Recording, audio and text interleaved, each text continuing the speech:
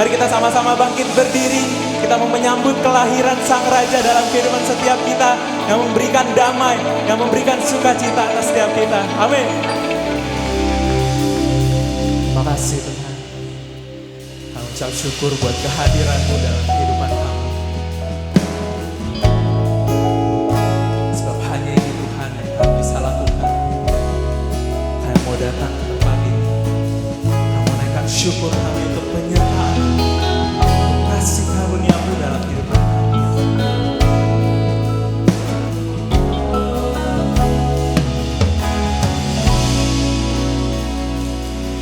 Buatlah hari ini karena kasih karunia-Mu, semua yang terbaik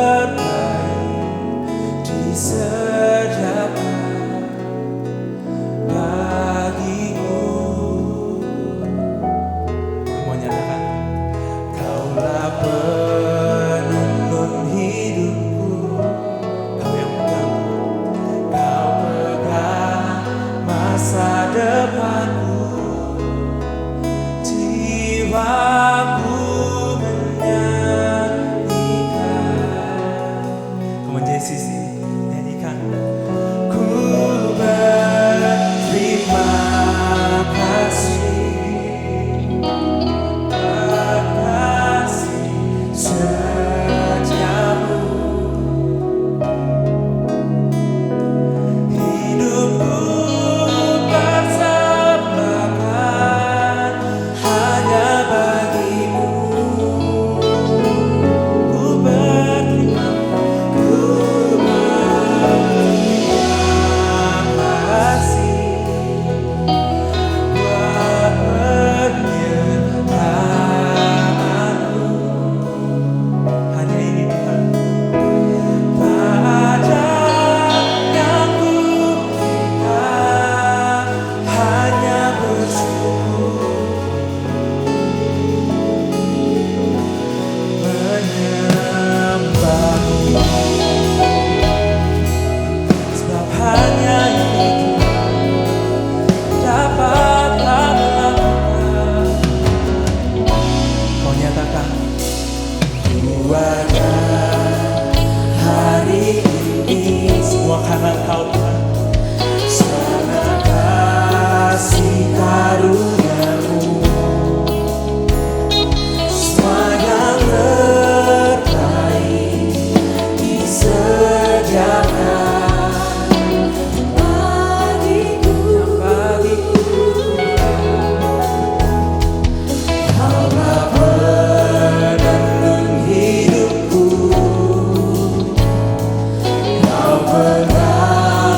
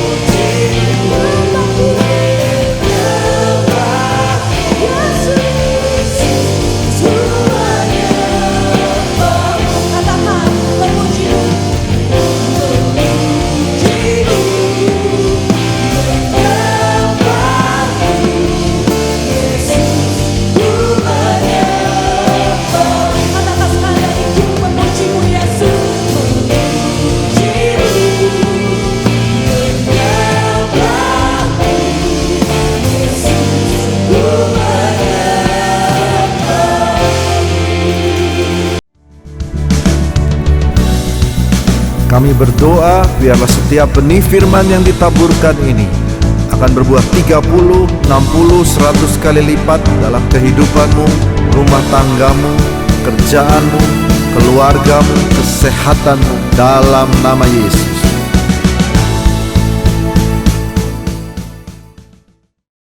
Thank you teman-teman worship leader, luar biasa. Wow. Merry Christmas Bapak Ibu Saudara. Kalau boleh saya bilang, Bapak Ibu Saudara excited? Minggu depan kita nggak terasa akan masuk Natal. Excited? Ibu-ibu udah tahu rambutnya mau diapain? Bapak-bapak udah tahu batiknya? Yang terbaik jangan lupa dipilih, disetrika karena minggu depan kita akan merayakan Natal. Dan pastiin juga Bapak Ibu Saudara semua daftar di ibadah Natal kita minggu depan. Karena jamnya juga ada perubahan jadinya sore. Jadi pastikan Bapak Ibu Saudara jangan datang siang karena nanti ketemunya sama Ko Clement. Bukan sama Tuhan Yesus. Oke, ini kita akan mendengarkan pesan Natal pastinya. Karena sudah bulan Desember saya akan sharing tentang Natal. Kalau Bapak Ibu Saudara mungkin ingat 2 minggu lalu saya sharing tentang Baby Jesus, tentang bayi Tuhan Yesus gitu ya.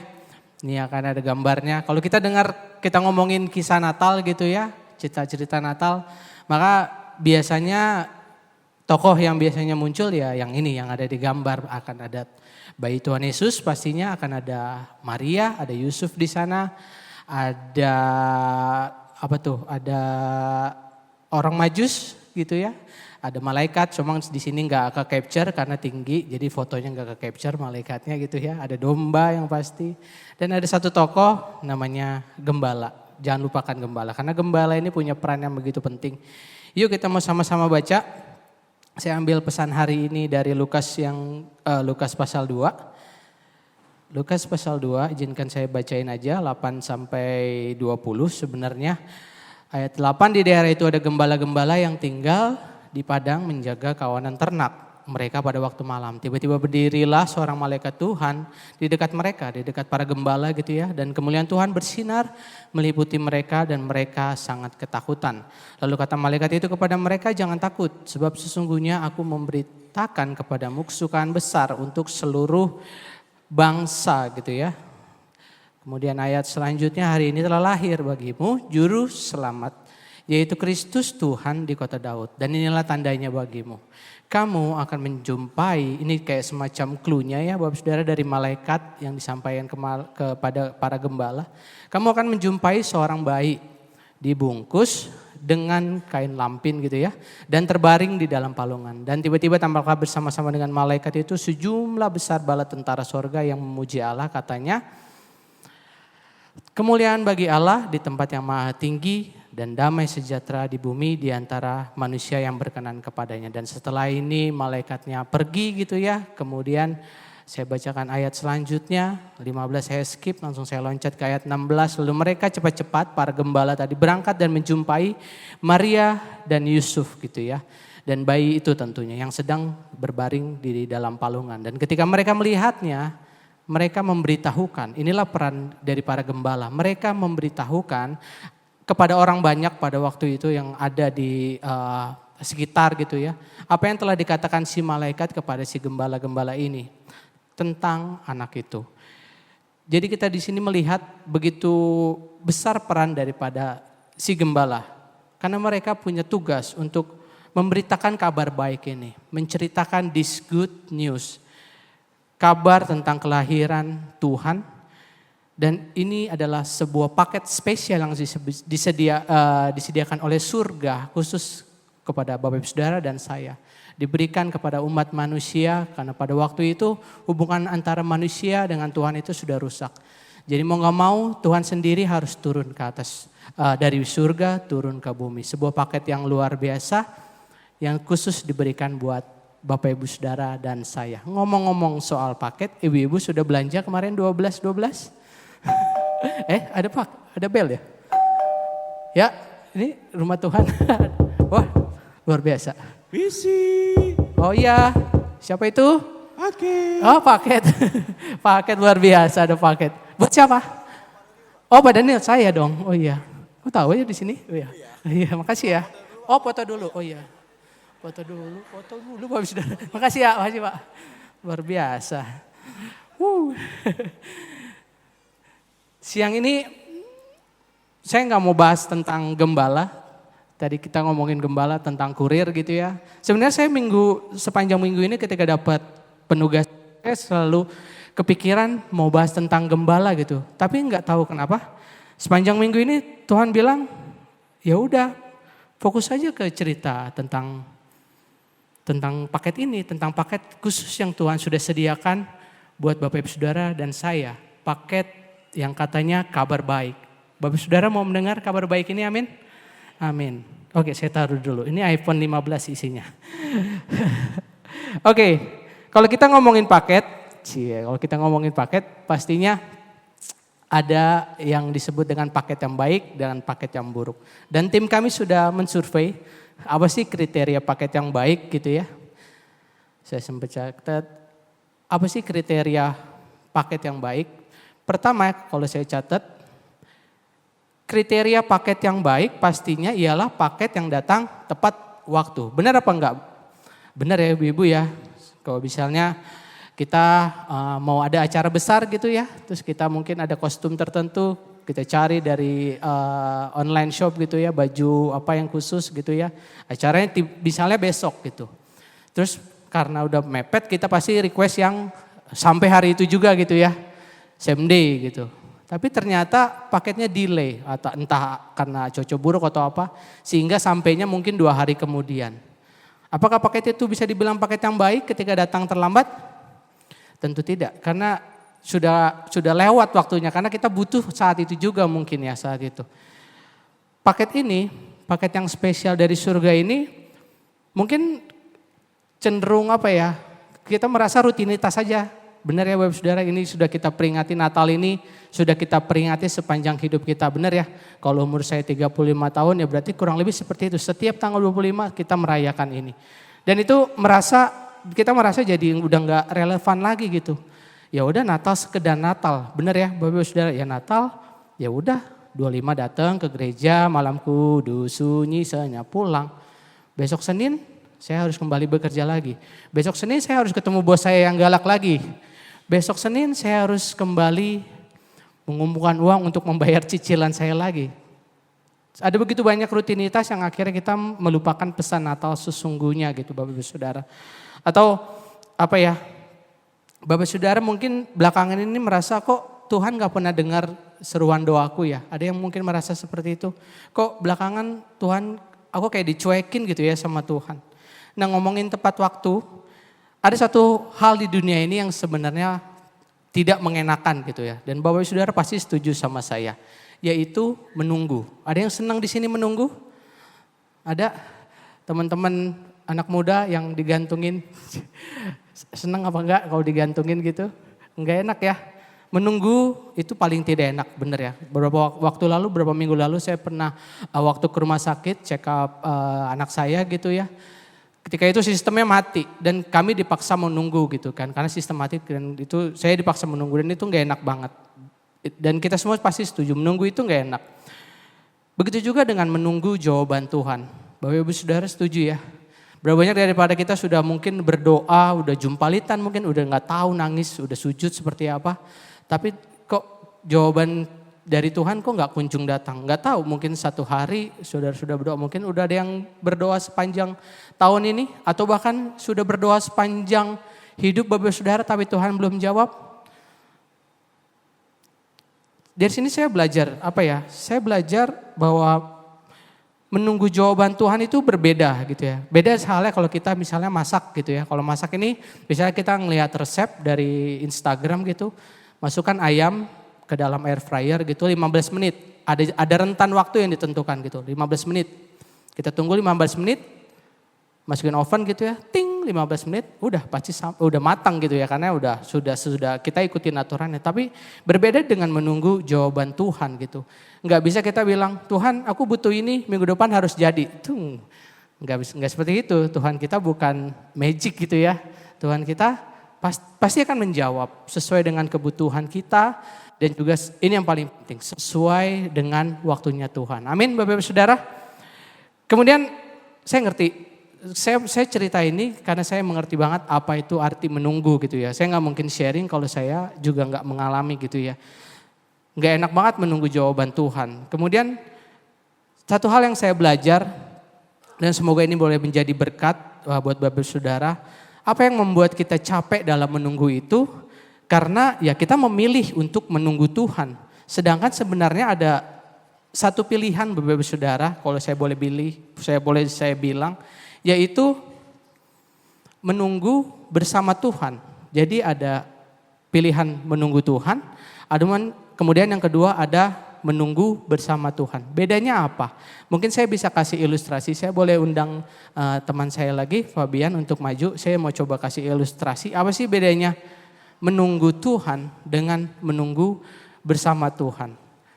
Boleh undang teman saya lagi? Oke, Fabian. Seperti biasa, Fabian di situ dan seperti biasa peraturan gereja pembicara selalu jadi Tuhan Yesus ya. Walaupun kamu lebih ganteng nggak apa-apa. Pembicara selalu jadi Tuhan Yesus, oke? Menunggu Tuhan dan menunggu bersama Tuhan apa bedanya? Kita ngomongin soal menunggu Tuhan misalnya. Misalnya ini ada Fabian saat ini mungkin berdoa. Fabian coba berdoa, Tuhan mau pekerjaan yang baik, aku mau mungkin lulus tepat waktu, aku ingin karirku baik, aku ingin keluargaku selalu diberkati Tuhan gitu ya. Maka doa itu akan menjadi tujuan ya, benar ya Bapak Saudara. Katakanlah ketika Fabian berdoa, Tuhan dengar. Tujuannya udah ada gitu ya, katakanlah tujuannya di sini. Yang berbeda dari dua hal ini, ketika kita ngomongin menunggu Tuhan sudah sampai di sini, tapi Fabian masih ada di sana. Menunggu Tuhan menjadi capek, menjadi stres, karena Fabian Fabian sendirian di sana. Mungkin sepanjang tadi Tuhan memproses dia, ada cobaan, ada badai, mungkin dia dikucilkan, mungkin dia capek gitu ya, kok nggak berubah-berubah. Karena dia berjalan sendirian. Itulah yang namanya menunggu Tuhan.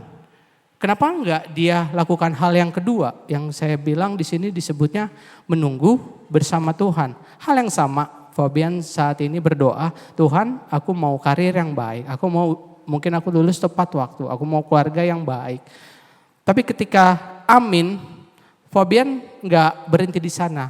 Ketika Tuhan mau melangkah, Fabian bilang stop Tuhan, aku mau berjalan bersamamu. Maka Tuhan dan Fabian berjalan bersama-sama untuk mencapai tujuannya tadi. Benar akan ada badai Bapak Saudara. Benar kita akan masuk lembah yang paling kelam. But at least ada siapa?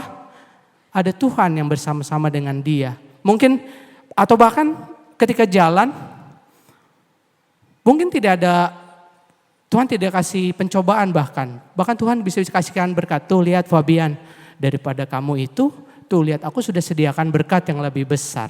Tuh lihat ke arah sana. Kenapa kamu gak pilih itu?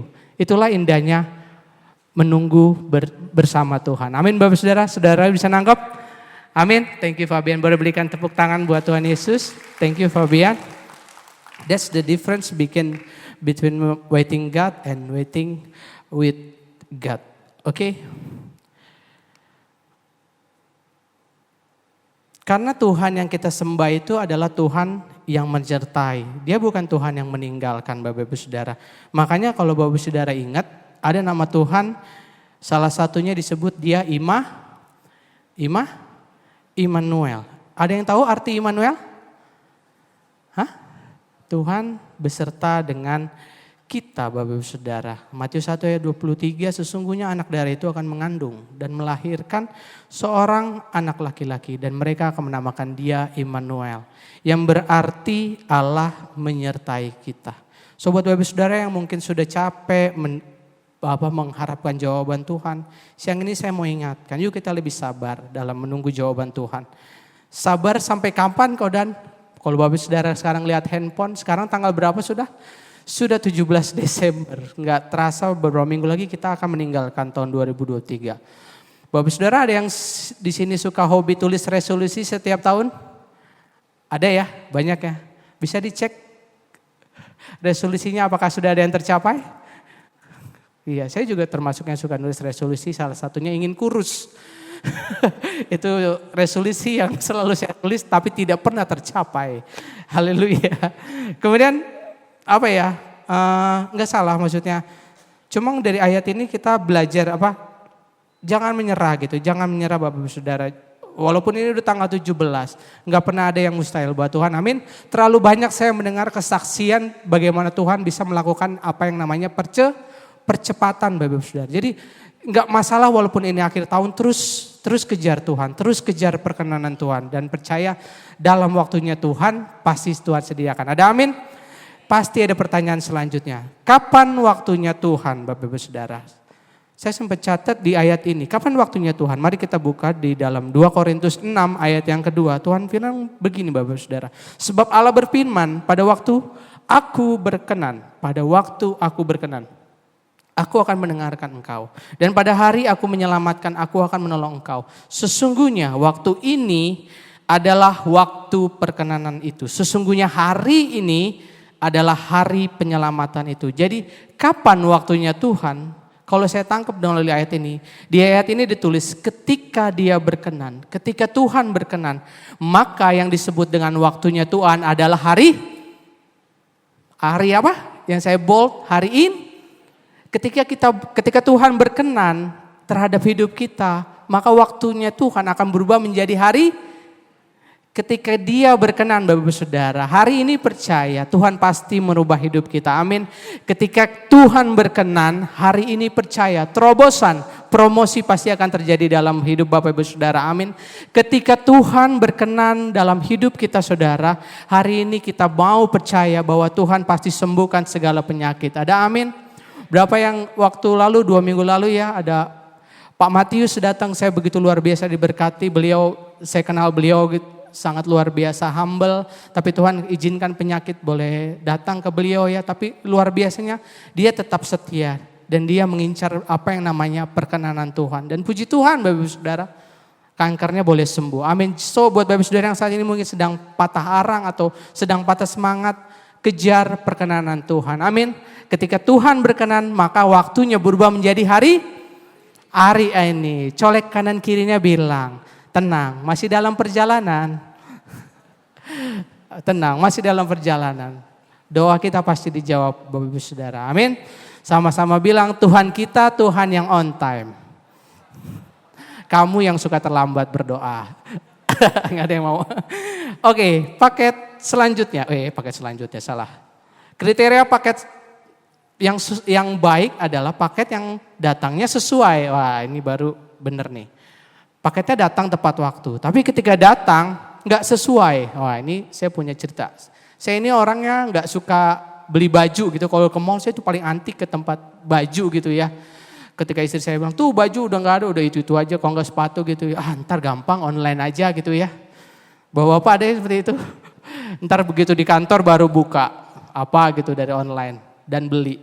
Dan seringnya datangnya, kalau saya beli online, seringnya datangnya apa? Kesempitan pasti. Itu masalah saya selalu kesempitan.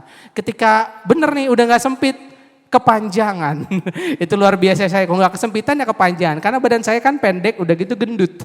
Jadi ya itulah dua masalahnya gitu ya. Jadi paket yang baik adalah paket yang pertama datang tepat waktu. Yang kedua paketnya harus sesuai. Menjawab nggak dari masalah yang kita hadapi gitu ya. Paket yang Tuhan sudah sediakan. Kita tuh ngerasa kalau 25 ya udah sebatas kita memperingati hari kelahiran gitu ya. Seringkali kita lupa gitu ya. Bahwa bayi ini lahirnya untuk apa sih? Benar ya Bapak Ibu Saudara. Kita taunya ya udah Tuhan Yesus lahir tanggal 25 Desember udah. Tapi kita sering lupa bahwa sebenarnya bayi ini lahir dengan tujuan yang besar Bapak Ibu Saudara. Bayi ini lahir membawa satu misi yang besar. Dengan satu tujuan yang mulia. Makanya Natal kita tahun ini disebut Glorious Christmas. Natal yang mulia. Dia mau lahir untuk menyelesaikan masalah yang paling utama dan paling krusial dari umat manusia. Bapak Ibu Saudara tahu manusia ini punya satu masalah yang sangat teramat krusial. Ada yang tahu masalah kita apa? Ekonomi, makanan, pendidikan, sandang, pangan. Sesungguhnya ada satu buah masalah yang jauh lebih besar dari semuanya itu Bapak Saudara. Mau tahu apa namanya? Dosa. Ini adalah masalah yang benar-benar gak main-main Bapak Saudara. Karena upah dosa adalah maut. Di dalam Yohanes 10 ditulis pencuri datang hanya untuk mencuri dan membunuh dan membinasakan. Upah dosa adalah maut gitu ya di ayat selanjutnya. Terus tapi Tuhan menawarkan sesuatu yang lain. Tuhan datang supaya kita semua jadi hidup. Berarti tadinya kan di sini tulis aku datang supaya mereka mempunyai hidup. Berarti tadinya kita harusnya mati Bapak Saudara. Ketika Adam dan Hawa memutuskan untuk mengambil buah itu, manusia dipastikan akan binasa. Manusia dipastikan kita semua ini tinggal ngantri aja ke dalam kebinasaan. Tapi melalui ayat ini kita harus bersyukur Bapak Saudara. Karena atas karunia Allah, di sini ditulis sebab upah dosa ialah maut, tetapi hanya karunia Allah kita boleh hidup yang kekal dalam Kristus Yesus Tuhan kita. Ada amin? Boleh berikan tepuk tangan buat Tuhan Yesus kita. Jadi poin kedua ini di Natal ini ialah saya mau ingatkan bahwa kita ini semua sudah dapat kado dari Tuhan. Kita semua dapat paket dari Tuhan yang namanya hidup yang kekal. Berapa banyak daripada kita rindu ingin memiliki hidup yang kekal bersama Tuhan? Amin. Mau selamat semuanya ya? Ada yang gak mau selamat? Aduh. Wah ini gak main-main Bapak Saudara. Makanya gak heran kalau Bapak Saudara baca lagi ya di dalam Lukas. Di cerita gembala tadi itu ya. Diceritakan malaikat Tuhan itu sampai bersuka cita. Bala tentara sorga bikin konser. Itu di Padang itu saya bayangin pasti jauh lebih hebat dari konser Coldplay yang kemarin. Pasti itu lebih hingar-bingar, cahaya pasti akan silau banget gitu ya Bapak Saudara. Kenapa? Kenapa sampai malaikat pun bersuka cita? Ada yang tahu kenapa sampai malaikat bersuka cita? Karena Tuhan yang agung itu mau lahir di tengah dunia cuma untuk Bapak Ibu Saudara dan saya. Ada amin Bapak Ibu Saudara? So pesan yang kedua, apapun makanannya, minumnya teh botol sostro. Aduh jadi promo. Apapun masalahnya, Tuhan Yesus solusinya. Poin yang terakhir, paket yang baik adalah paket yang diterima gitu ya. Siapa di sini yang nggak suka bayar ketika paketnya datang? Wah, banyak ya di Instagram gitu ya. Banyak gitu ya. Paketnya udah datang tepat waktu, bener ya. Barangnya juga udah sesuai. Tapi ketika datang kita nggak mau terima. Wah ini bahaya. Inilah salah satu yang sering kita rasakan ketika Natal. Kita lupa esensi Natal yang sesungguhnya. Bahwa ada seorang raja yang lahir di tengah kita. Raja segala raja bahkan. Tapi mungkin beberapa kita karena itu tadi, ini hanyalah sebuah rutinitas atau mungkin terlalu capek atau bahkan ada daripada kita merasakan saat ini sedang kepahitan dengan seseorang, gereja kok jadi nggak nyaman, ada si dia gitu ya. Ada kebencian dalam diri saudara. Sehingga kita nggak lagi merasakan damai sejahtera. Kita nggak lagi merasakan ada juru selamat loh yang mau lahir untuk kita semua. Ini yang membuat kita Bapak-Ibu Saudara setiap Natal itu nggak ngerasain apa-apa.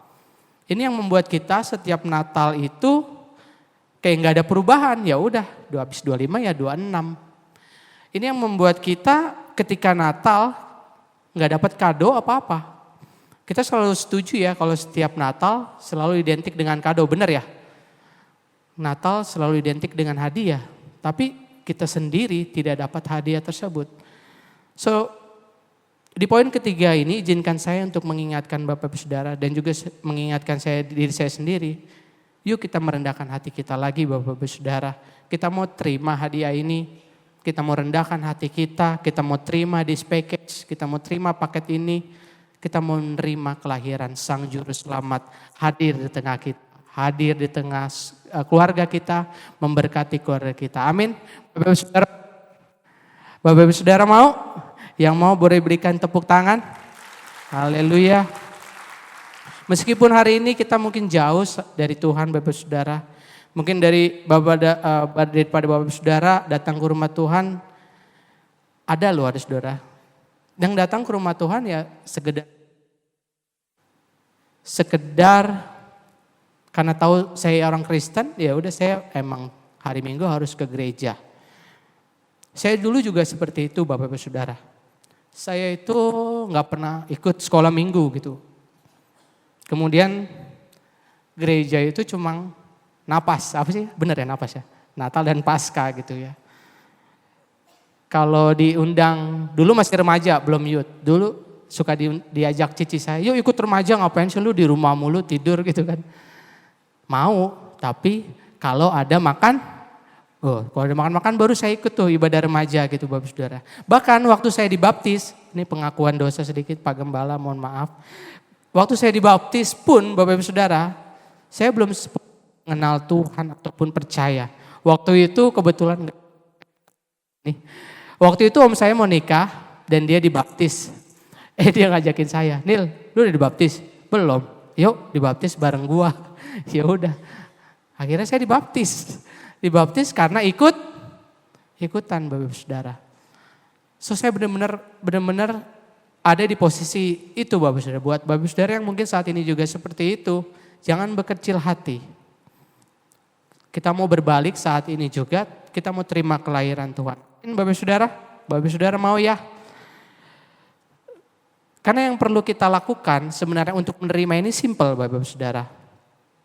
Kita cukup mengakui dengan mulut kita bahwa Yesus adalah juru selamat kita. Amin. Roma 10 ayat 9 dan 10 berkata demikian. Sebab jika kamu mengaku dengan mulutmu bahwa Yesus adalah Tuhan dan percaya dalam hatimu bahwa Allah yang telah membangkitkan dia dari antara orang mati, maka kamu akan diselamatkan. Karena dengan hati orang percaya dan dibenarkan dan dengan mulut orang mengaku akan diselamatkan. So itu adalah poin saya yang terakhir, saya udah gak ada poin lagi, saya mau mengundang teman-teman pemusik, mungkin kita bisa naik. Balik lagi ke gambar yang tadi, Bapak Ibu Saudara. Kalau kita lihat ke gambar ini sekali lagi gitu ya, kita terawang lagi. Sebenarnya ada figur lagi yang terlewat dari gambar ini, ada satu tokoh lagi. Kalau boleh saya bilang yang terlewat dari gambar ini. Bapak Saudara ada yang mau jawab? Mungkin mau coba jawab gitu? Siapa yang hilang dari gambar ini? Kalau tadi kita ngomongin paket gitu ya. Sebenarnya yang hilang dari gambar ini ialah kita semua Bapak Saudara. Yang hilang dari gambar ini adalah si penerima kabar itu. Si penerima kabar sukacita. Saudara sadar, peran kita sebagai penerima kabar ini sangat penting dalam Natal ini Bapak Saudara. Kenapa Tuhan harus lahir di tengah kita kalau nggak ada kita gitu. Kalau nggak ada si penerima pesan ini. So kisah Natal ini nggak tahu kenapa Tuhan bilang kalau Tuhan sayang kita semua. Kalau Tuhan itu sungguh mengasihi kita. Bahkan ditulis, mati ya. Boleh bantu next. Kayaknya mati. Dalam Yohanes 3 ayat 16, ini surat cintanya Tuhan. Karena begitu besar kasih Allah akan dunia ini, sehingga ia telah mengaruniakan anaknya yang tunggal. Supaya setiap orang yang percaya kepadanya tidak binasa, melainkan beroleh hidup yang kekal. So kalau Bapak Ibu Saudara lihat, ini ditulis setiap orang, tapi ada syaratnya Bapak Ibu Saudara. Jadi Tuhan itu lahir untuk kita, lahir untuk semua. Tapi ada syaratnya Bapak Ibu Saudara. Hanya bagi orang yang percaya.